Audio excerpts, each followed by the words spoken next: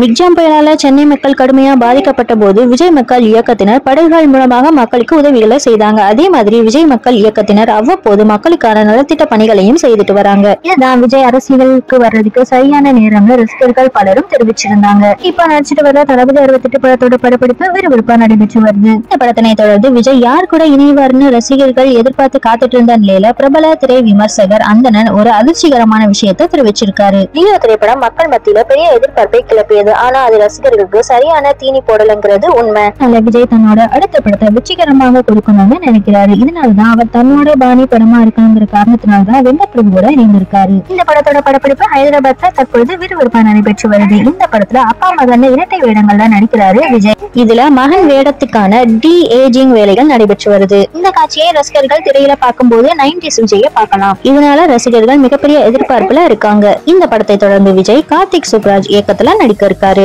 இல்ல அதுல ஷாருக்கோட எழுதுற கதையில விஜய் இணைந்து நடிப்பாருன்னு பல வியூகங்கள் பாலிவுட்ல பரவுச்சு. ஆனா அதற்கெல்லாம் தற்பொழுது விமர்சகர் அந்தணன் ஒரு முற்றுப்புள்ளியை வச்சிருக்காரு. அதாவது விஜய் அடுத்த இயக்குனர் பற்றி யோசிக்கவே இல்லையா. பாலிவுட்ல அடுத்த சூப்பர் ஸ்டாராக இடத்துல இருப்பவர் விஜய் தான். பெரிய இடத்துக்கு வர வேண்டி இருப்பவருக்கு திடீர்னு அரசியல் ஆசை வந்தது எல்லோருக்கும் தெரிஞ்ச விஷயம்தான். இதன் மூலமாக இந்த படத்தை முடிச்சிட்டு விஜய் அடுத்ததா சுற்றுப்பயணம் மேற்கொள்ள இருக்காராம். அதன் மூலமாக 2026ஆம் ஆண்டு தேர்தல் நடந்து முடிஞ்சதுக்கு அப்புறம் தான் விஜய் தன்னோட அடுத்த இயக்குனர் குறித்து முடிவெடுப்பாருன்னு தெரிய வந்திருக்கு. விஜய் தளபதி 68க்கு அப்புறமா 2 வருடங்கள் நடிப்புக்கு பிரேக் விட போறாரு. இந்த கேப்ல தான் மக்கள் பணி மற்றும் அரசியல் பணியை செய்ய இருக்காரு. இவளையே கட்சியின் பெயரையும் அறிவிக்க போவதாக தெரிய வருது. படத்துல நடிக்கிறதுக்கு வாய்ப்பு இருக்கிறதாகவும் தெரிய வருது. என்ன நடக்குதுங்கிறத பொறுத்திருந்து தான் பார்க்கணும்.